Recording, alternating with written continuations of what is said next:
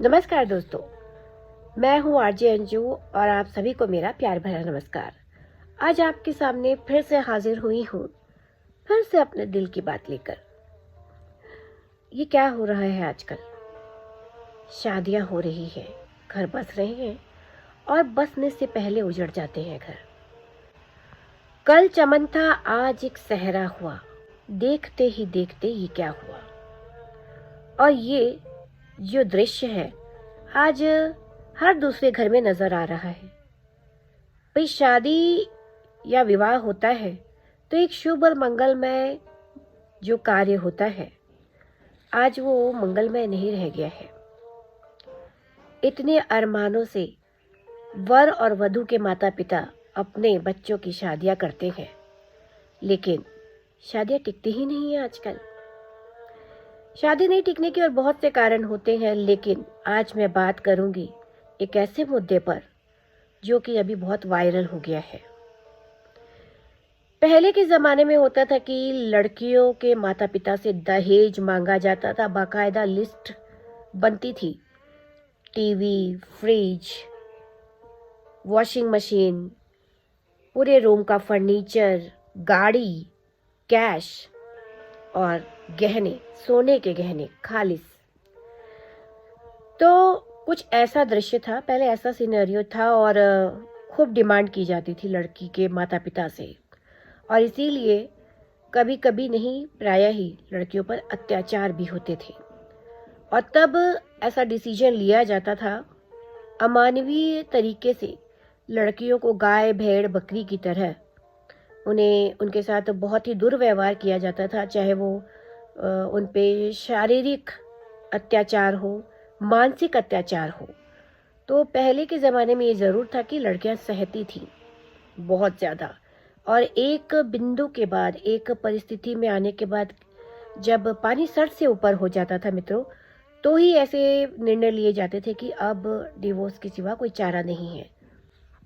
और तब इतना ज़्यादा चलन भी नहीं था, लड़कियां ज़्यादातर वर्किंग नहीं होती थी, वो होम मेकर ही ज़्यादा होती थी।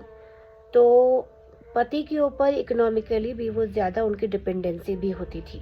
तब डिवोर्स लिया जाता था और तब एलिमनाई की मांग की जाती थी, गुजारे भत्ते की कि उसे अपने पति से ही मिलना चाहिए। ये बात उस समय तो ठीक थी, बिल्कुल ठीक थी, होना भी चाहिए।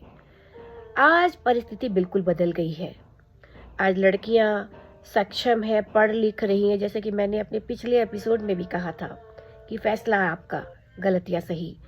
लड़कियां पढ़ रही है, लिख रही है, सेल्फ डिपेंड हो गई, जो एक बहुत अच्छी बात है।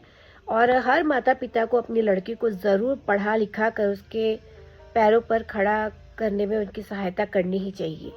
क्योंकि कल को अगर लड़की के साथ कुछ ऐसा हो, भगवान ना करे, तो कम से कम ये है कि वो अपना जीवन यापन अपने दम पर कर सके। सेल्फ डिपेंड है, इसे ही कहा जाता है ना, सेल्फ डिपेंडेंसी। लेकिन आजकल क्या हो रहा है, इसकी आड़ में मैं आपको बताना चाहूँगी, ठीक है, जो अत्याचार हुए इतने महिलाओं पे, तो आज वो सिनेरियो बदला। आज कुछ केसेस ऐसे हुए जिसमें वो सही भी था कि विवाह हुआ और दोनों की नहीं बनी, किसी भी कारण से। लड़की का डिवोर्स हुआ लड़के से, उसे एलिमनाई मिली। लेकिन अब ये चीज़ें जो पहले जेन्युइनली होती थी, उसके पीछे का जो रीज़न होता था वो जेन्युइन होता था, लेकिन अब ये एक व्यापार बनता जा रहा है।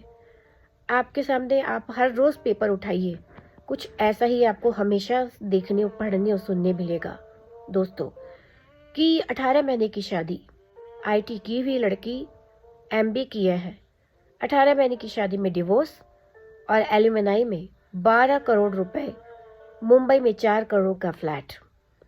अब आप बताइए।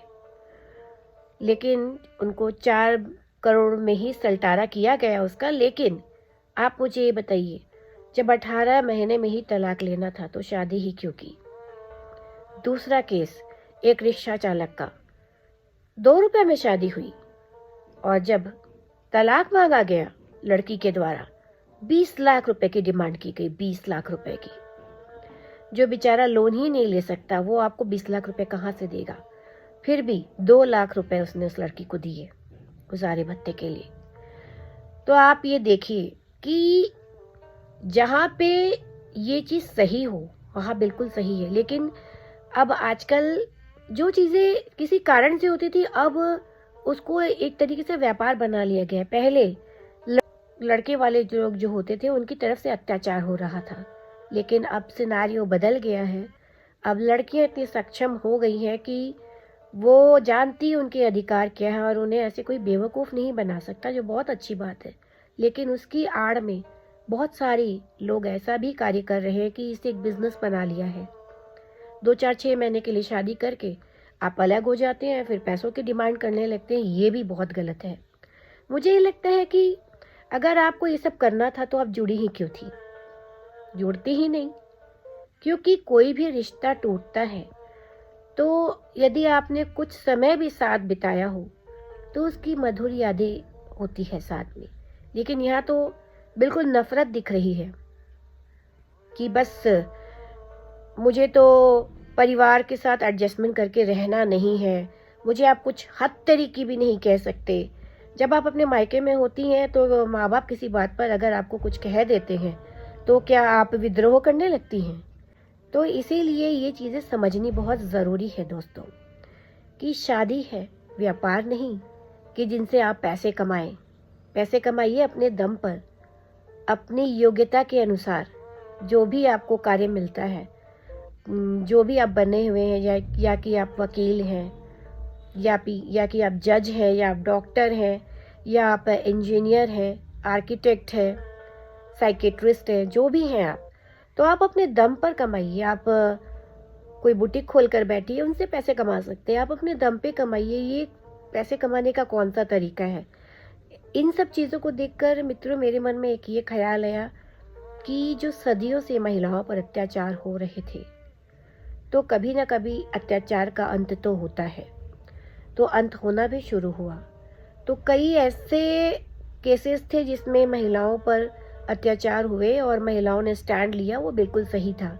लेकिन अब उसकी आड़ में क्या मुझे लगता है कि वो इतनी ज़्यादा अंदर से भर गई है कि उनका क्रोध अब इस तरीके से पुरुष वर्ग पर या ससुराल वर्ग पर निकल रहा है। आप क्या कहना चाहेंगे? इस बार भी फैसला मैं आप पर छोड़ूंगी, क्योंकि ये मेरे अपने विचार हैं। आप मेरे विचारों से सहमत हैं या नहीं, आप ज़रूर बताएं। क्योंकि विवाह है एक मंगलमय कार्य है, एक शुभ कार्य है जो जीवन भर के लिए एक दूसरे को डोर से बांधता है, एक डोर से हमेशा के लिए, भावनात्मक तौर से, शारीरिक तौर से और पारिवारिक तौर से। तो आप क्या कहते हैं? मुझे अपने विचार कमेंट बॉक्सेस में लिखकर ज़रूर भेजिए। चलूँगी, आपसे फिर मिलूँगी जल्दी ही किसी अन्य विषय पर अपने दिल की बात करने के लिए। तब तक के लिए अपने और अपने परिवार का बहुत ख्याल रखें। नमस्कार।